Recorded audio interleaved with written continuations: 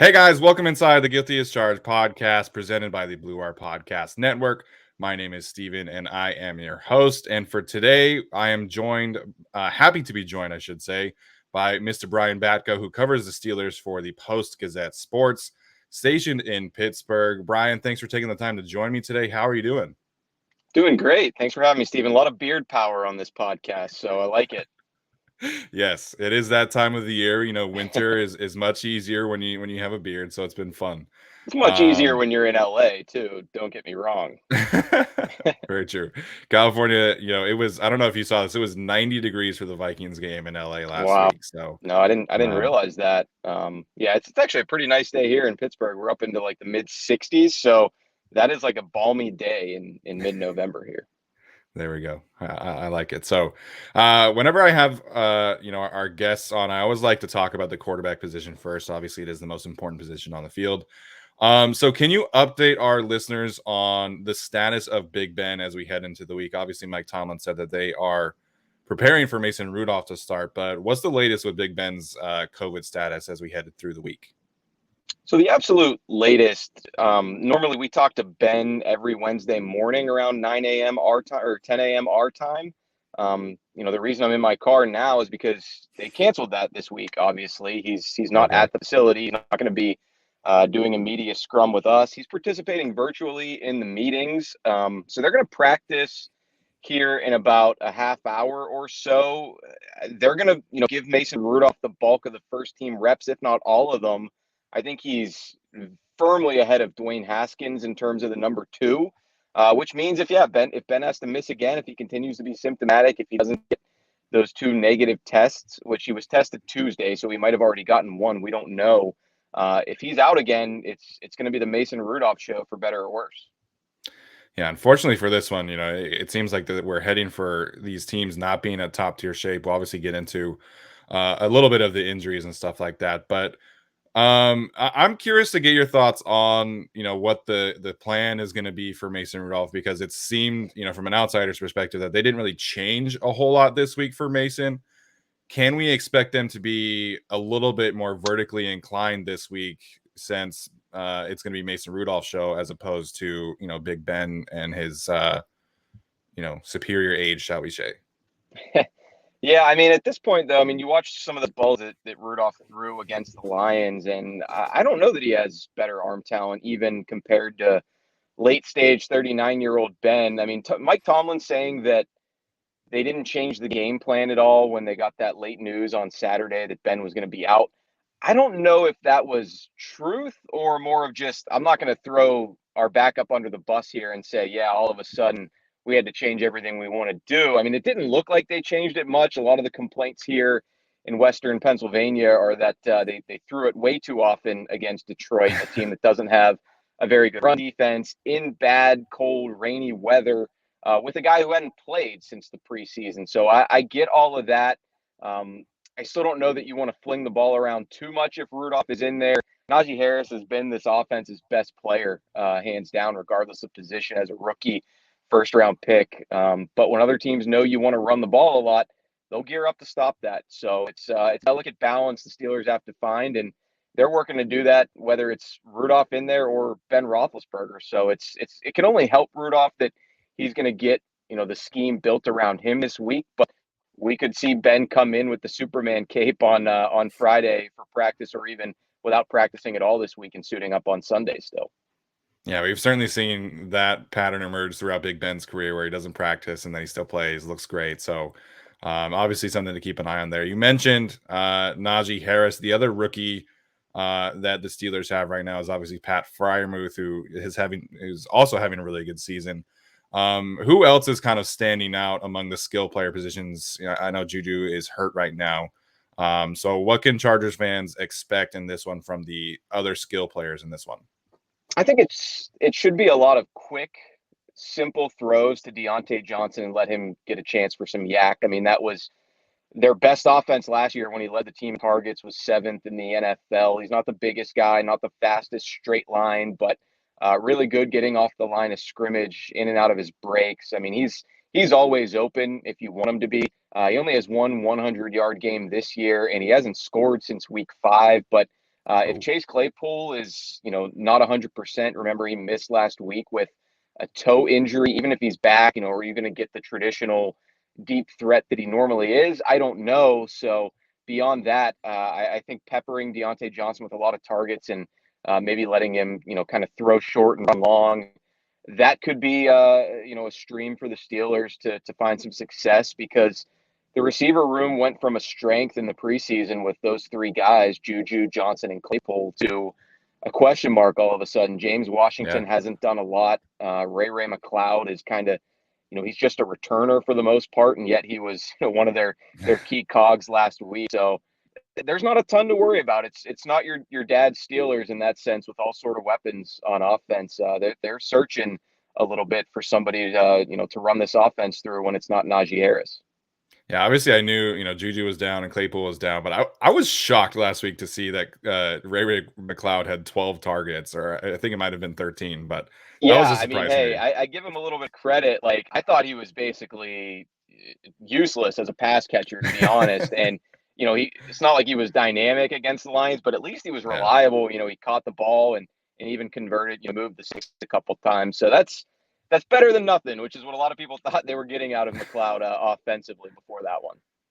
Well, that's something to keep an eye on for sure. Obviously, the Steelers surprised a lot of people when they didn't go with the offensive line early. That kind of seemed like the perceived right path for them. They bring in Trey Turner, and for the most part, it's a bunch of young guys up front outside of Turner. So how has that unit been gelling? I know obviously people are going to be interested in this one because Turner played on the Chargers last year and was not very good. So how has Turner looked for the Steelers, and how has that unit really begun to gel over the last few weeks? Not only that, but Matt Filer has gone from Pittsburgh to LA. So Yeah. that's, a little bit of a swap there, Turner for Filer. I think the Chargers probably got the better of that one. Turner hasn't been horrible, but he has allowed a sack here and there. And this whole group has been really up and down, inconsistent in the run game. Not only are they young guys, like you pointed out, Stephen, but none of them are high pedigree guys. The Yeah. highest draft pick, there's three third rounders in this group, including Mm. Trey Turner. Then there's a couple fourth rounders. There's two rookies at center and left tackle. I would say, for my money, the two most important positions on any offensive line. So Yeah. even when they take two steps forward, they take one step back. You kind of saw that the last couple weeks. The pass protection was always a strength of the group. Previously, when they were a veteran-laden unit with David DeCastro, Marquise Pouncey, Al Villanueva, even Matt Filer's in that category.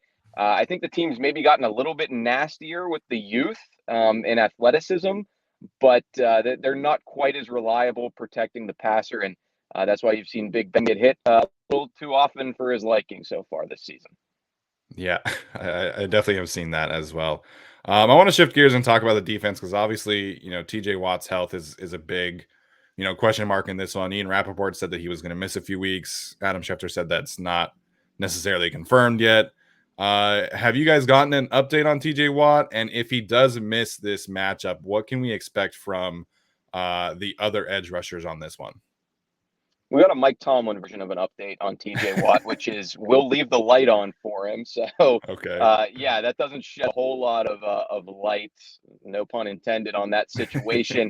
I mean, part of Tomlin's point, though, was TJ Watt is a guy that he can take zero practice reps throughout the week, and they won't hesitate to put him out there on Sunday night if he's feeling okay with those hip and knee injuries. I think you still want to be safe with him. That's what they did earlier this season when he missed one game because of a groin injury. He returned the following week. I don't think he was 100%. He was kind of gritting through it. So you got to be careful with your $110 million plus investment here, as they will be with Watt. Problem is, beyond him, not a lot. I mean, Alex Highsmith, the second-year guy, third rounder, he's been elevated to a starter this year after the loss of Bud Dupree. He's been okay at times and, inconsistent at times, which is what you would expect from a second-year guy, especially one who was a comp pick in the third round. Then there's Taco Charlton, a former first-rounder himself. We haven't been exposed to him a ton. He's flashed a little bit here and there, but someone that is going to be a huge drop off, obviously, from TJ Watt and even Melvin Ingram, who, remember, was here until the trade deadline. They would love to Yeah. have him back right now, and maybe even he would like to be back, but he wasn't playing as much as he Yeah. wanted. So it's getting thin at outside linebacker for the Steelers, and it'll be perilously thin if Watt can't go in this one. Yeah, you mentioned Melvin Ingram. I think a lot of people obviously had this game circled in the preseason Yeah, because of Melvin's return to Los Angeles. maybe he just Um, wanted to avoid the Chargers. yeah, Although so I guess I mean, that won't work because he's gonna have to see them. yeah, he just delayed the return for a few weeks, but Right. it's been fun. You mentioned Matt Filer. I think Chargers fans and myself included have been incredibly happy with that addition. The right guard spot has not been great. Our starter is injured right now, so we're playing Michael Schofield. And the Steelers have who I think is one of the most underrated defensive players in the league, and Cam Hayward in the interior. So what are you expecting from Cam versus his old teammate Matt Filer and potentially Michael Schofield in this matchup? Cam has just been so dominant this year. I mean, if you go back and watch the film, especially I noticed that the other night against the Lions, who were trying to run the ball so much. I mean, the double teams were just coming at him in waves. He deals with that every week. He still finds a way Yeah. to get penetration up front because he's just one of the strongest players in the league, and he has one of the best bull rushes in the league. But it's also his hustle. I mean, you'll notice it when you watch Austin Eckler try to get to the second level. I mean, he chases down ball carriers even at 6'5", 300 some pounds. So Yeah. he's 32, but I think he's having his best season in the league, and it is going to be fun to watch him match up with Matt Filer, a guy who was, they called him Anchor when he was here in Pittsburgh because he was just so steady, and his pass sets were really reliable. It seemed like the weird thing with Filer here at the end was, he originally was playing right tackle and did a great job stepping in there. Then they moved him to guard in 2020, and it seemed like his play fell off a little bit, dealt with injuries here and there. And, I don't think many people were second guessing it when the Steelers let him walk in free agency for $7 million a year, but he'd probably be their best lineman right now, to be completely honest, whether he was at guard or tackle. So I always thought he was a good presence in that locker room. Doesn't say much, a man of very few words, but pretty good football player, and a cool story being undrafted coming from a Division II PSEC school, as they call it here in Pennsylvania, but over on the eastern side of the state. Yeah, and you want to talk about a good beard. Matt Filer has a fantastic beard. Yeah, he also lived right near me. I would No drive, way. like when I would drive to work, yeah, I would sometimes see him in his driveway. I never approached because he's a little bit of an intimidating presence, but he was always Yeah. nice enough when we would go and talk to him in the locker room. Yeah, absolutely. The Chargers I mentioned the right guard injury, and they've had an injury right tackle as well with Brian Bulaga. And a lot of us kind of expected, when Bulaga went down, that Filer would kind of kick back out there, but they've kept him at left guard next to Rashawn Slater and Corey Linsley, and it's just been, it's been incredible to watch them work. You can really tell that Filer and Slater in particular have, a really good thing going over there. So we've been very happy with that addition for sure. And Linsley was the best free agent center on the market this year. You could, second guess and say the Steelers should have Yeah. gone out and spent on him to replace Marquise Pouncey. They went a different direction. Third round rookie Kendrick Green has showed promise at times, but he struggled at times. He had that snap over the head of Mason Rudolph in overtime Sunday, which might have been the goofiest of a lot of goofy plays in that 16-16 tie. Yeah, that was a bizarre one for sure. But so we're very happy with Lindsey. The offensive line has been very much improved so far. I want to wrap up our position by position breakdown, talking about the secondary of the Steelers. Again, injuries, COVID, really kind of determining this one. What can you update us about Minkah Fitzpatrick and Joe Hayden, arguably their two best players in that unit? Yeah, clearly they're two best. I think it's not even arguable. I mean, you've got a two-time All-Pro free safety who both of them kind of changed the complexion of the Steelers secondary when they were acquired a few years apart. But Yeah, Mike Tomlin was pretty down on Minkah Fitzpatrick's status. He all but rolled him out when we talked to him yesterday, Mm. which is kind of unusual. With from what I hear, Minkah is vaccinated, so that would give him, unlike Joey Bosa, a little bit better chance to return by Sunday Yeah, night. And yet, it sounds like the Steelers are not expecting to have him for whatever reason. So it's also his birthday today too on Wednesday, which is oh, you don't want to have brutal. COVID on your birthday, but what are you Yeah, going to do? He's going to be a huge loss. He hasn't missed a game since the Steelers traded for him in early 2019. He's always been back there in the deep center field portion of the defense, and I don't know who they're going to replace him with. Maybe Trey Norwood, a seventh-round pick this year, who's been kind of a Swiss Army. He's played a little bit more slot corner than he has deep safety, and occasionally when he does rotate there, Minkah's still in the game anyway and just kind of up in the box. So he's an option. Carl Joseph, former Raider, first-round pick. He's an option. He's on the practice squad, though. He's only played like 2 defensive snaps all year, one game when they called him up. So I guess, you maybe feel a little bit better plugging a veteran there, but it's going to be tough for them to adjust their defense on the fly without someone who's been lacking in the takeaway department this year, but, someone that you still feel really good about flying all around the field. And Joe Hayden, he seemed a little bit maybe more optimistic in terms of injuries, but a mid-foot sprain, that could go either way. It's going to depend how much practice he can get in this week. James Pierre would take his place. He was undrafted last year. He's more of a long, rangy corner, but he is susceptible to getting beat deep here and there. So if he's on Mike Williams a lot, that could be something to keep an eye on. Yeah, absolutely. It's funny. Obviously, fans are like, "Oh, like so and so is going to be out. Like that's a big advantage." And it's like I always like to see these teams come in and be healthy and be 100%. Especially on Sunday Night Football, you want to see the best of the best go at it. We had the Duck Hodges game on Sunday Night Football a few years ago, and it's like it was fun in its own right. Yeah, right, but not for us. Right. Well, yeah. So it was a fun story around here for sure. Yeah. The fact that he and then he ended up getting more starts later in the season, which weren't as fun. But that night was pretty crazy, and I guess it was still San Diego at that point, right? It was Carson. Or no, it was LA. Yeah, it was Carson. So that was the soccer stadium, unfortunately. That's right. So it wasn't SoFi. Yeah, not SoFi yet. SoFi is incredible. Are you going to the game by chance? Are you guys coming out? No, I'm going to stay home for this one, but hopefully to get out there, maybe for the Super Bowl. Who knows? Not saying that necessarily the Steelers will be in it, but if I get a chance to go out to LA to cover it, that would be cool. Yeah.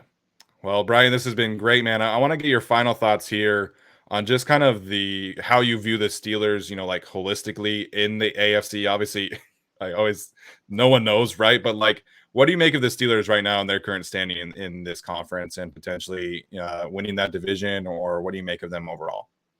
They're such a difficult team to forecast. I guess that's not unique right now in 2021 with any single team in the NFL, let alone the AFC or even the playoff contender teams in the AFC. But I mean, you just look, they started 11-0 last year. I don't think anybody saw that coming, and I don't think anybody thought they were really that good, and it turned out that they weren't. I mean, they won the AFC North, but it was almost a Pyrrhic victory with the way they slid at the end. So I think they're just kind of in that second tier of jumbled up teams that, best case scenario, they get in the playoffs and maybe win a game that they shouldn't, knock off somebody and make some noise. But I don't think that Ben Roethlisberger is still playing at a high enough level for them to win it all.